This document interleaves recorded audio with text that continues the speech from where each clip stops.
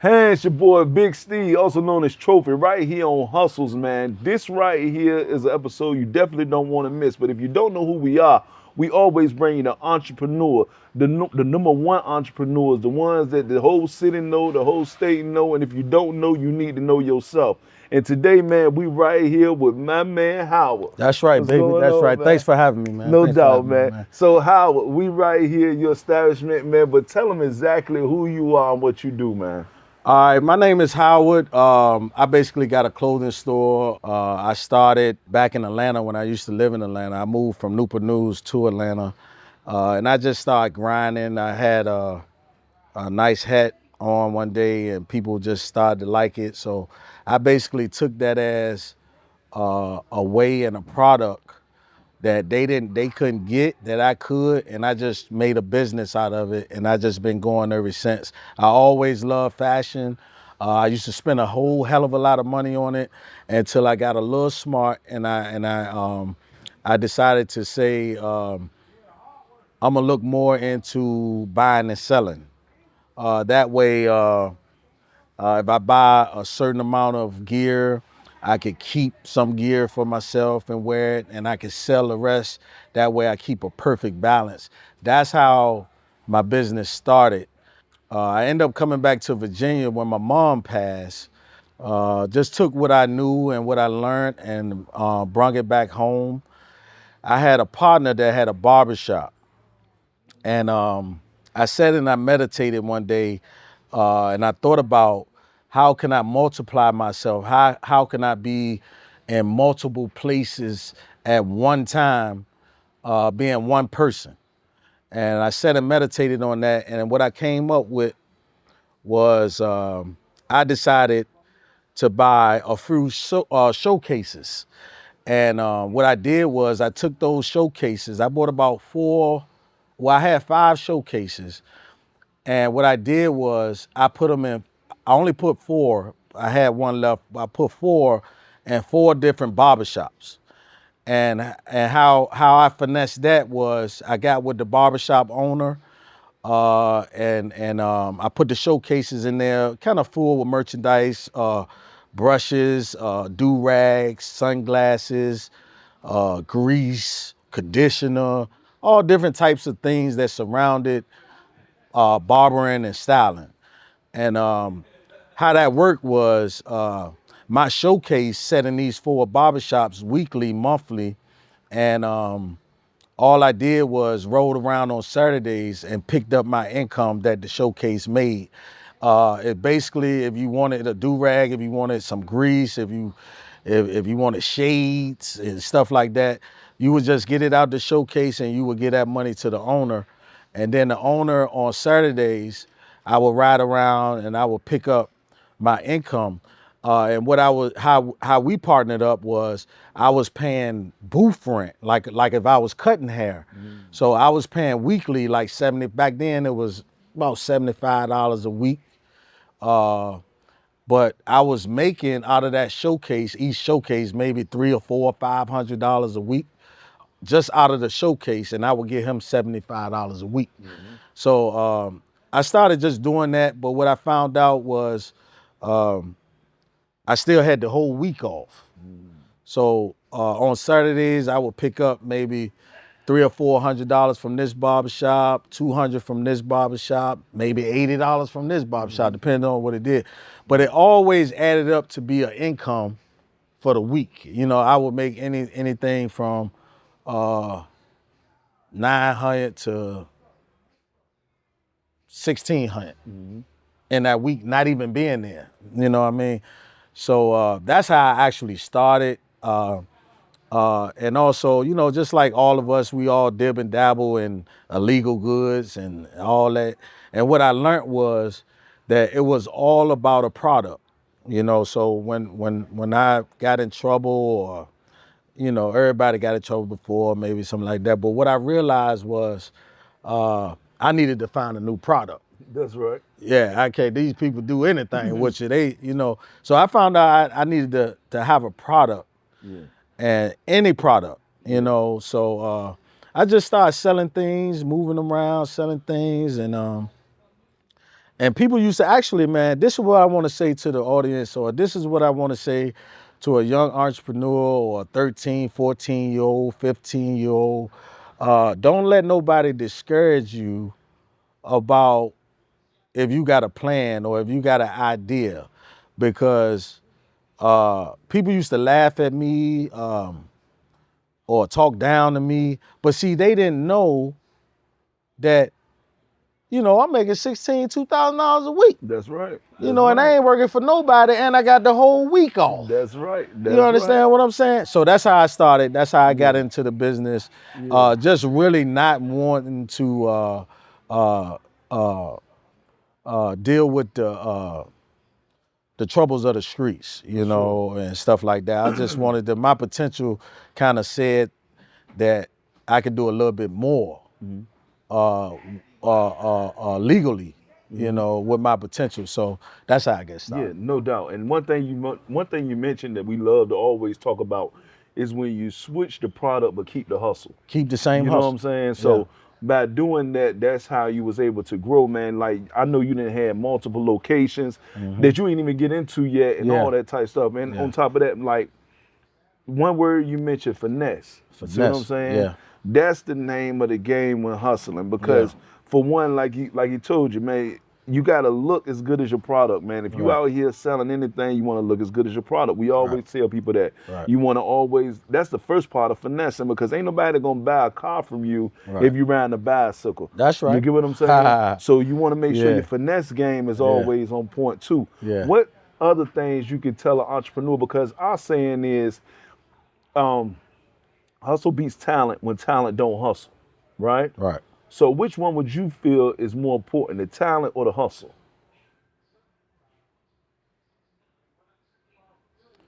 I would say the hustle. For sure.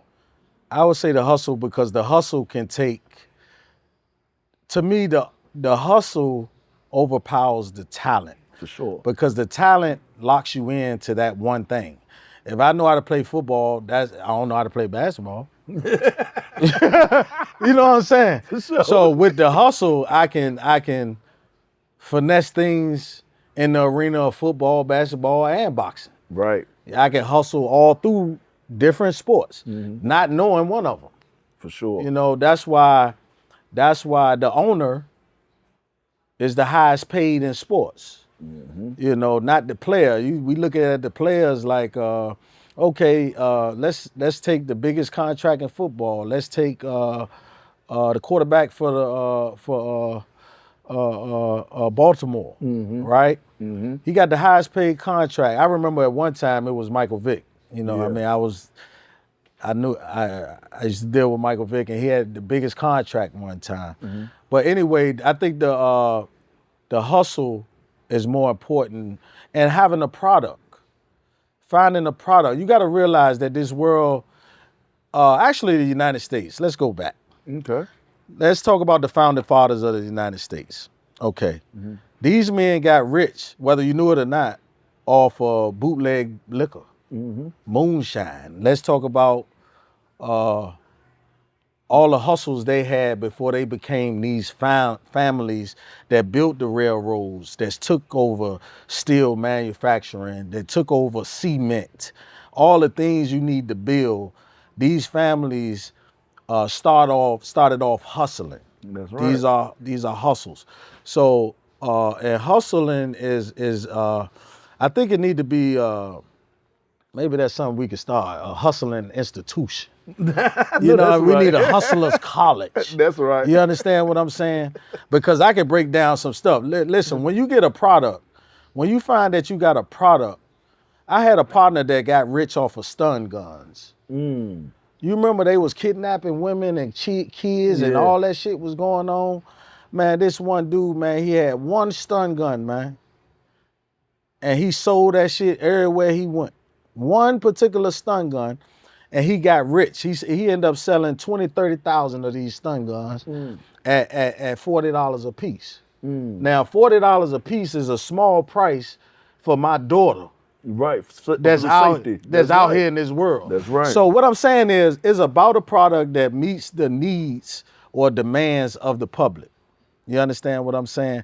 And my mind worked different. You know, I was one of them dudes that, you know, I had kids young and child support and shit, man. Like all type of shit. By the time I got my check, it was 150. Good God. God damn, like they done took child support, Social Security, goddamn, all FICA, all that other shit. I say, man, I can't do this shit, man. You know what I'm saying? I say this shit killing a nigga, and I'm working my ass off, and I'm still not seeing my kids. real. So I ain't got For no real. good check, and I ain't seeing my kids because I'm working so much. You know, so I started to develop my own way of doing shit. You know, so I'm getting paid, and I told them people I'm paying rent and all that shit.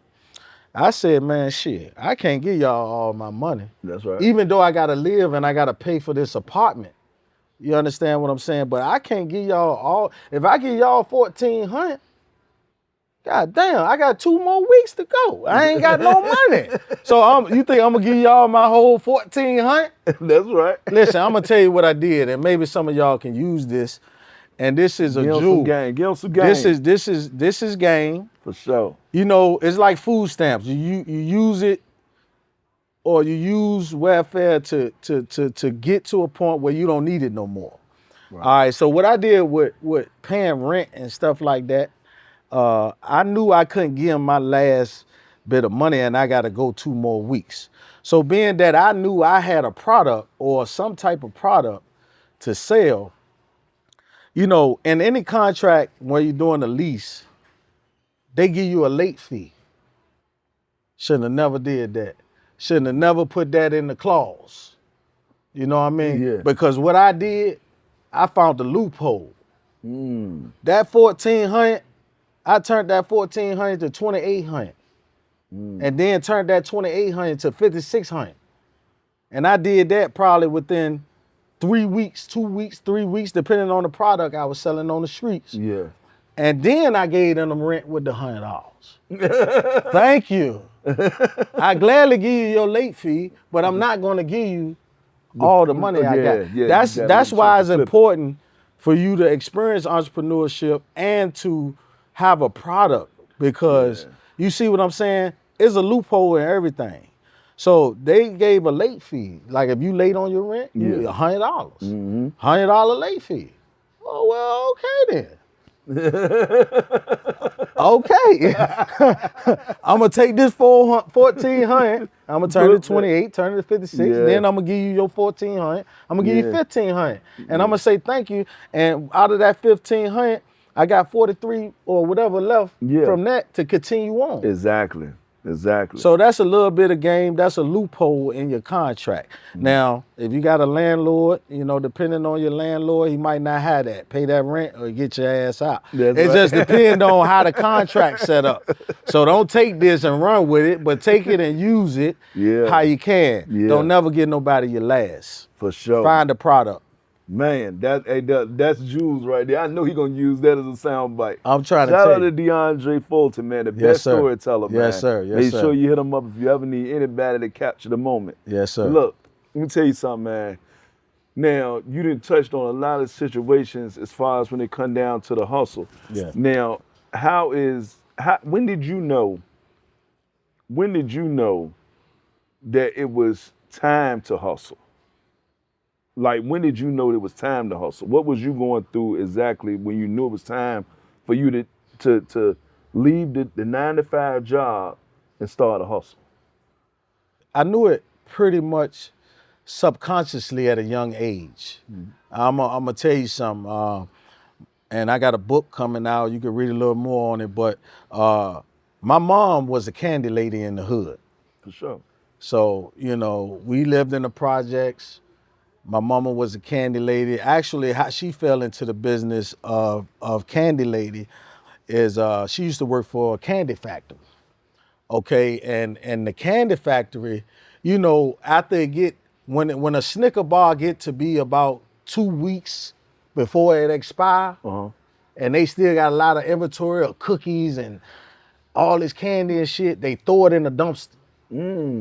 Now it's a clean dumpster. It's not a dumpster like a project dumpster. You know what I'm saying? It's a clean factory dumpster where they throw boxes of Snicker bars, cookies, candy, all that shit in the trash, and they write it off, and they done with it. Well, my mom seen this shit, and she was like, "Shit, that shit got 2 more weeks on." I know that's right. So what she did was she used to take me and my brother back up there to the job after the facility closed. And my brother was 6 years older than me. And what we used to do was, you know how you put your hands like that? Dumpster and you dive put, that joint. yeah. So my brother used to goddamn 1, 2, 3, whoo, and I go over that motherfucker in that bitch. And it was like a fairy tale because when I landed, nigga, it was cookies, candy, all type of shit going the fuck on in that dumpster, man.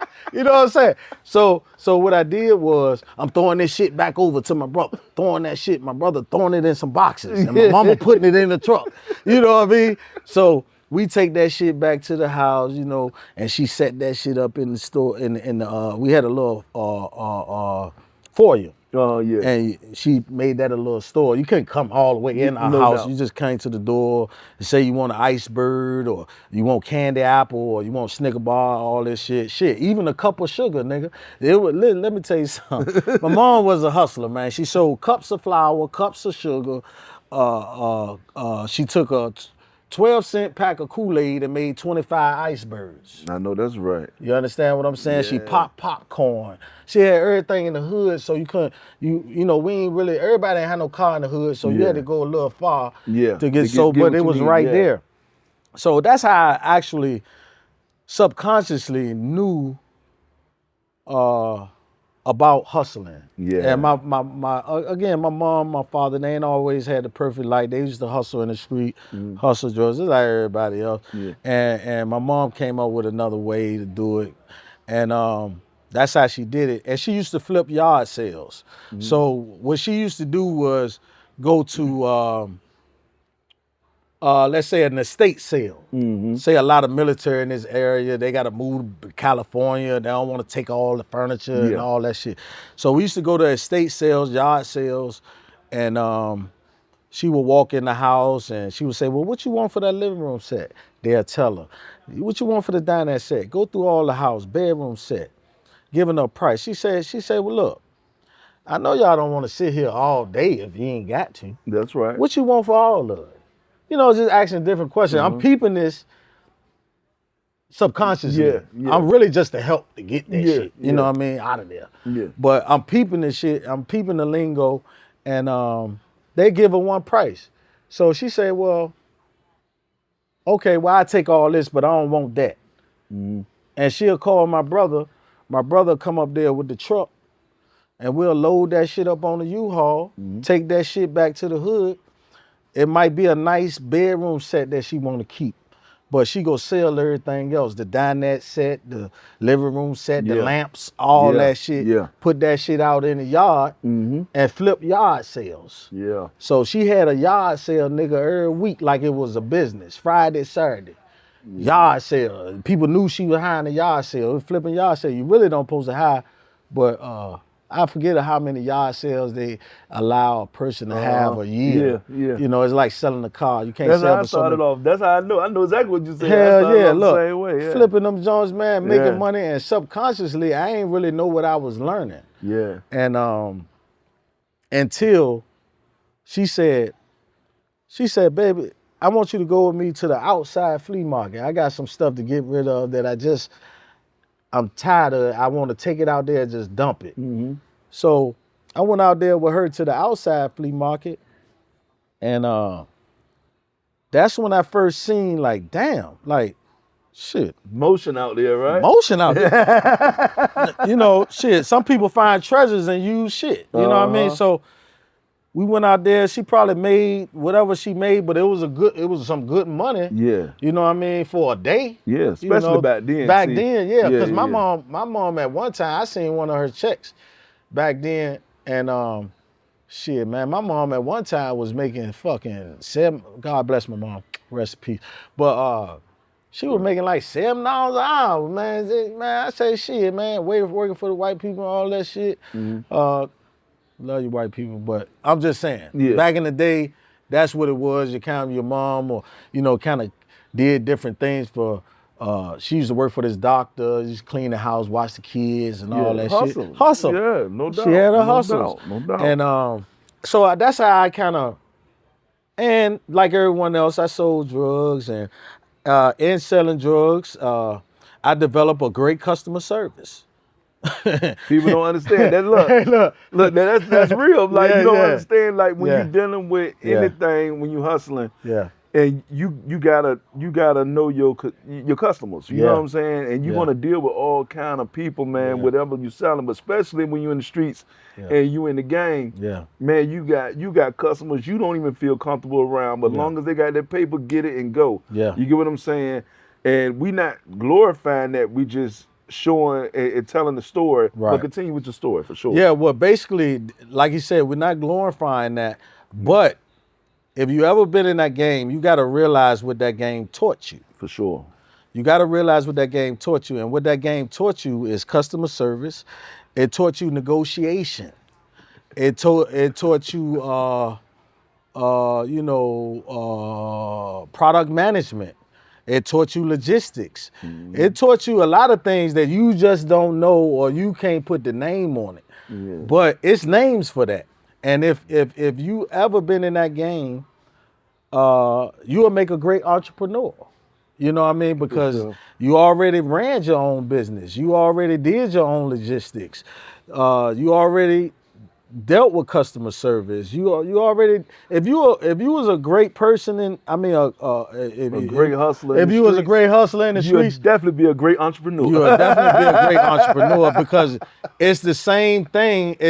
Listen, it's the same thing. You just changing the product. Yes. All you doing is changing the product. That's it.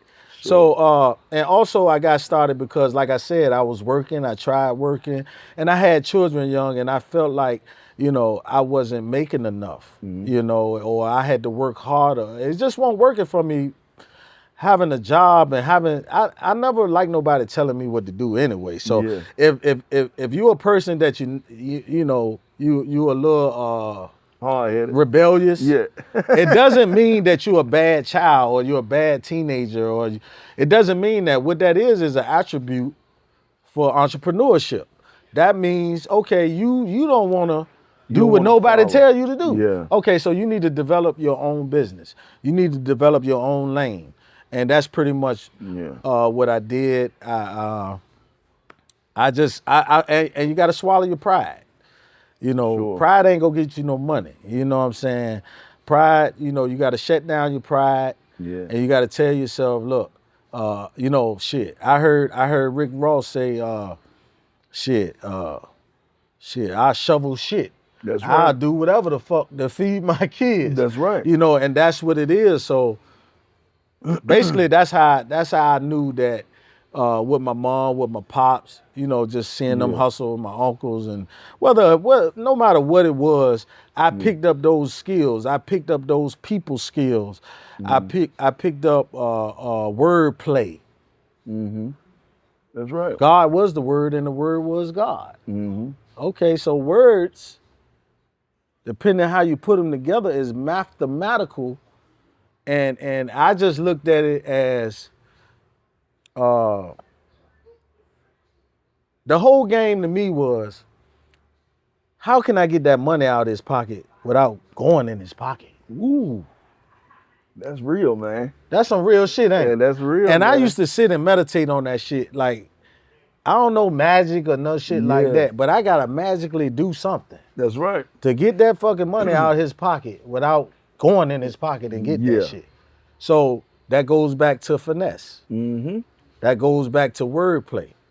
For sure. You understand what I'm saying? So I picked up a lot of skills, just, and I figured that the only way for me to get that money out of his pocket is to convince him that I got something. Have is what he needs. And it's better than the money just sitting in your pocket. Yeah, you better bet. We need to call it, we need to trade. Yeah. That's why they call the game trading. Yeah. If you know, like, different when you do it, it's called trading. Yep. So I'm gonna trade you this for your money. Yep. It's a product. Find a product. That's Yeah, it. number one thing for sure, Yeah. man. No doubt. So, Yeah. well, I know you done seen it a lot with the game, man. As far as when they come down to the merchandise and all that, what do you have for any up and coming entrepreneurs that want to get into the clothes and shoes game? What would be like two things that you would definitely give them as jewels that they got to know before coming into this game?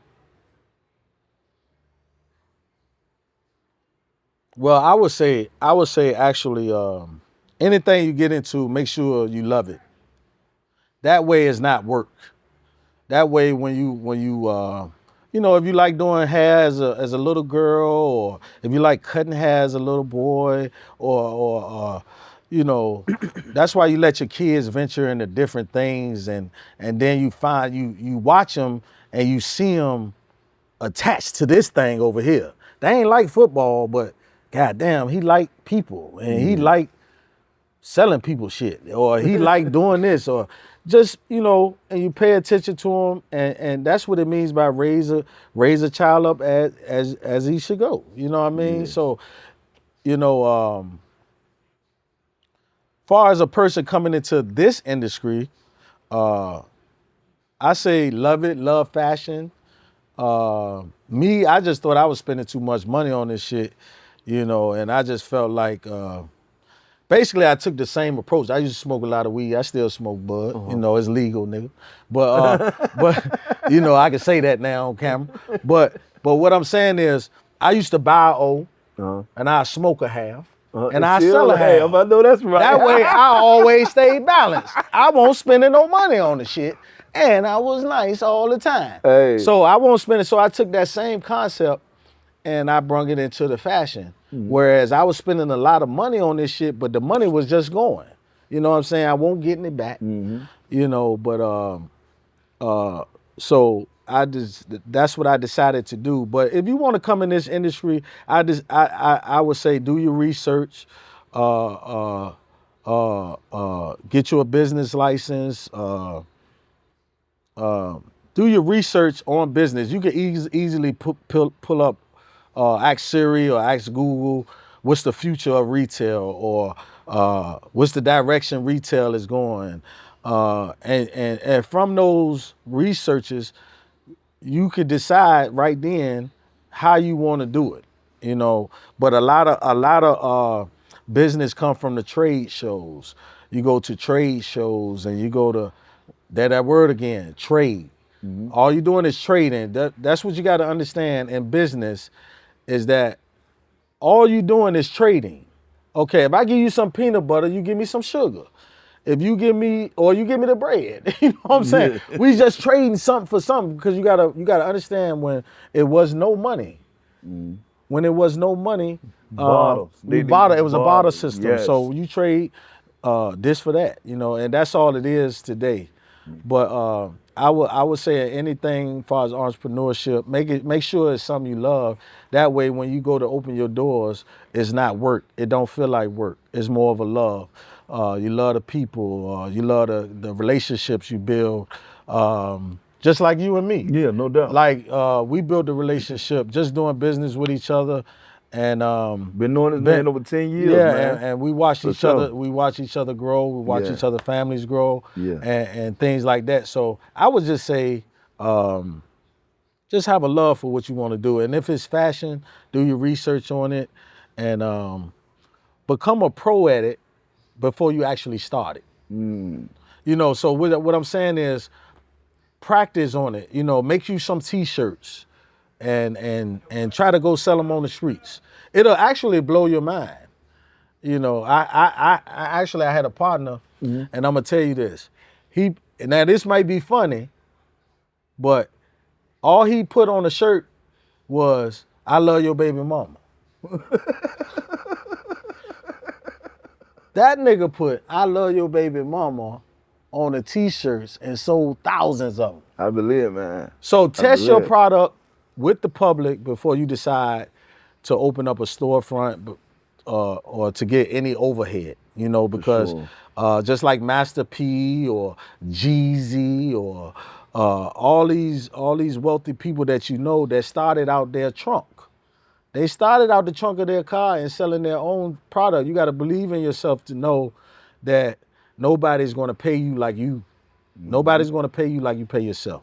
And don't worry about how it look. Yeah. Because you, like you said, you gotta put your pride to the side. Gotta In the put your beginning, pride to the side. it's gonna look funny because you don't have a for sure route on how you're doing it. You still Right. trying to navigate on how you're gonna be successful in what you're doing. Right. What you're doing is you're trying to make your own lane. By making your own lane, that's what it take, man. Damn right. But man, look, man, you know we could talk all day, man. Yeah. But look, we want to thank you, man, for Yeah. being on the show, Hustles, man. You're yeah. a true hustler, Yes, man. sir, You already babe. know, I got man. some more Jews. Look, that book coming out. And stay focused. Don't be discouraged.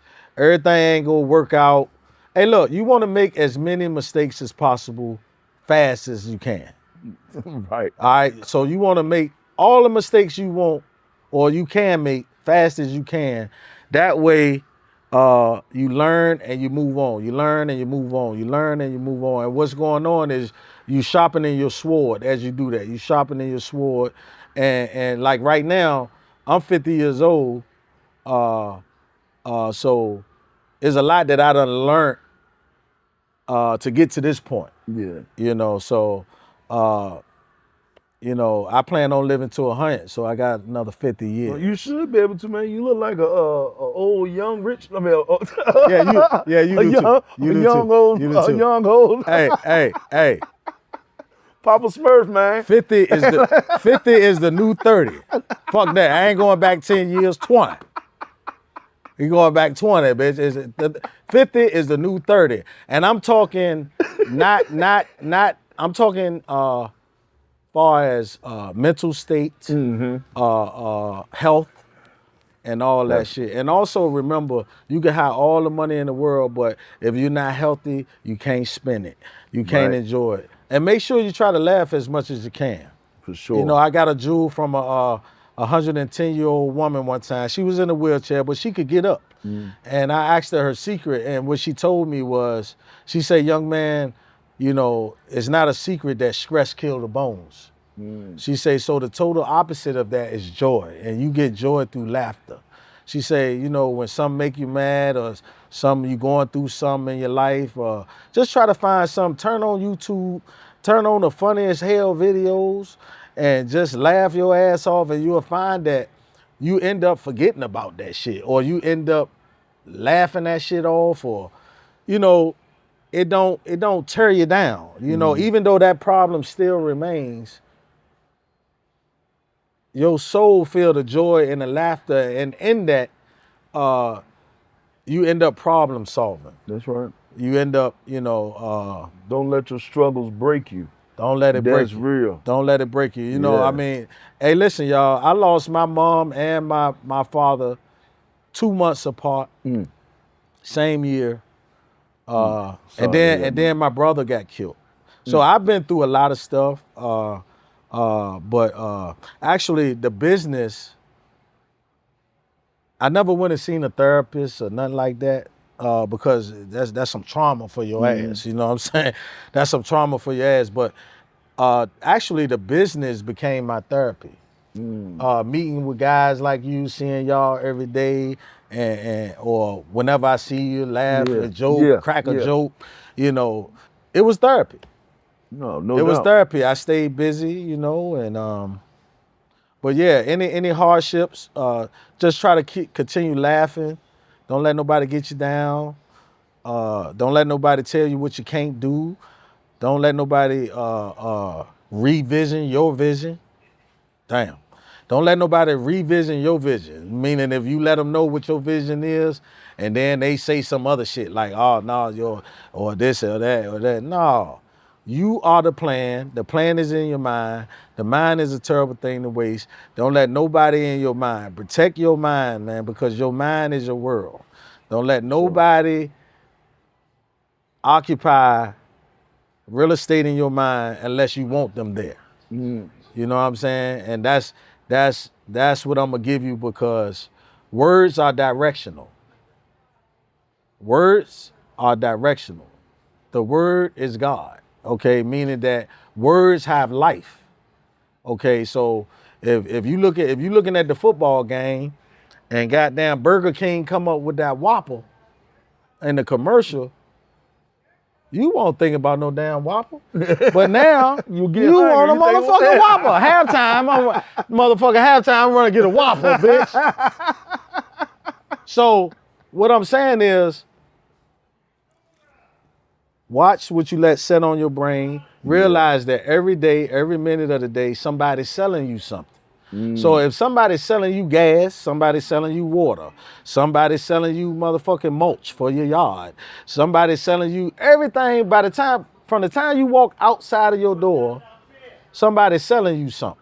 Even the time you cut your phone on, somebody's selling you Somebody's selling you something. Yeah. They're selling you a service. Yeah. So if this is what everybody's doing, then what should you be doing? And also, I'm gonna drop you another jewel, and this for my black people, right? Even the white people, even all nationalities. Okay, but just take our experience for an example. When our ancestors were slaves, they provided us with food, clothes, and shelter. They provided us that. Okay. So it might not have been the best eating or the best clothes or the best roof. Yeah, exactly. Yeah. But they provided that.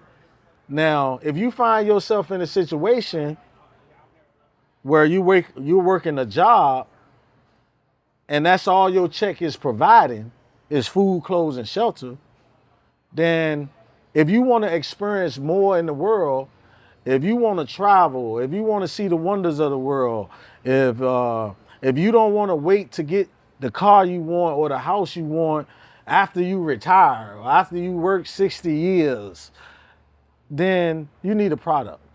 Sure. And or you need a service to provide. That's what this land is built on, product or services. I'm sure y'all heard that, products and services.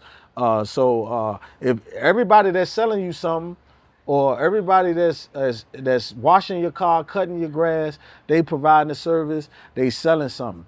In my eyes, what I said to myself was, I need to be doing the same thing, because I'm working this job, and all it's doing is paying my rent. Yeah. Yeah. Give me a fruit oodles and the bare noodles. minimum. Yeah. I might get a fruit oodles and noodles, couple noodles out of that shit. You know what I mean? So that told me I need to do something more. And I need to find a product or develop a service. So in this world, just look around you. Everybody's selling you something. Another thing. Hold on, because we gonna get this shit out. All right. This a jewel though. You gotta realize the game, right? Once you start a business, and I look at multi-million-dollar business, the key to their success is employees. Yes. The key to the slave owners was the slaves. Okay, now I'm saying this bluntly because you got to choose what position you want to be in. I ain't talking shit or nothing. I'm just saying you got to choose what side you want to be on. You know, do you want to see your golden arch up in the sky when you ride down the interstate? You know, because that golden arch, everybody know what that golden arch, that's McDonald's. That's right. You know what I mean? I look at these big companies, and also what you got to realize is that when you go to work in a job, you got to work 2 to 3 weeks in before you get a check. You know how long you could take a job right now, and we're not knocking nobody that works or employees, because everybody got to play a role. Right. But you got to think to yourself, sometimes if you got the skill or a product, it really doesn't take an hour to make $20. Hell no. And it don't take 2 weeks to get paid. No. And it profits to be a profit. But anyway, what I'm saying, anyway, what I'm saying is, right? All right. But look, the real shit is this. They keep your money. If you work, let's take Walmart. Walmart, they got trillions of dollars, right? But you go in there and work all day, even get stressed out, but you don't get paid for that day. They hold your money. Okay, so for 2-3 weeks before you get your check, What you think they doing with your money? Investing it, They flipping it, flipping your money. flipping your money for sure. That's just like the rent I was talking about. They flipping your money. You done work 2 weeks. So in 2 weeks, 3 weeks, that's about what? $7,000? I mean, $700 to $1,000, $1,500, whatever it is. They taking that 1,500 times How many 100,000 apartment buildings? employees, Yeah. 100,000 employees, Yeah. and flipping the fuck out of that shit. That's it. So the same shit you stocking the shelves with, you put it there. You put it there with your check. Mm-hmm. You don't realize you stocking shit that you paid for. You get them some real game. You know what I'm saying? You stocking the shit that you already paid for. You paid for that shit. Yo, they flipping your money. Just think about it. If in 2 weeks you make $1,000 times 100,000 employees, that's how many millions of dollars. For sure. So they made millions of dollars off of you before they would gladly pay you. Yeah, They would gladly give you a bonus because I done made millions off of you. for sure. Exclusives, baby. That's the game. Yeah. Love y'all. Peace. Hey, look, and I sell these hoodies. You know what I'm saying? right. I sell these hoodies, man. This shit is crazy. I sell these hoodies, man. Everything right. I got on, man, you can come get jeans, the hoodie, the undergarment, all that. Jewelry, all that. We got it. Here at Exclusives, man. Peace. Thanks for having me. Appreciate you, Steve. I love you, man. I love you, man. You already know. All right. For sure. So y'all look forward. Stay tuned for the movie and the book. For sure, man. I'm out. Exclusives. Hustles. You know time. Hustles.